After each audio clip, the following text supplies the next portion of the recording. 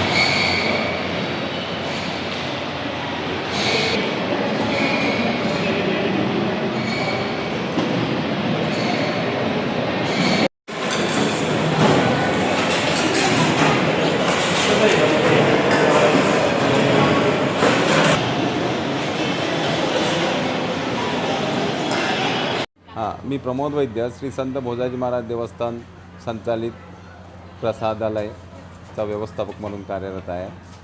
या युद्धजन्य परिस्थितीचा परिणाम असा झाला आमच्यावर की आम्ही आतापर्यंत सगळा स्वयंपाक हा प्रसादालय जे आहे पहिल्या माळ्यावरती आहे आणि सिलेंडर न मिळत असल्यामुळे आम्ही सगळा स्वयंपाक खाली चुलीवर करत आहे आता.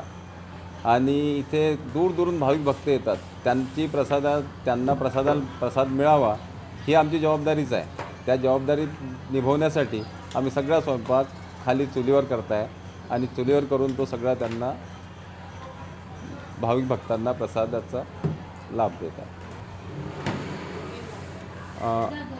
या चुलीवर स्वयंपाक करताना मजुरांना खूप जास्त धुराचा त्रास होतो आणि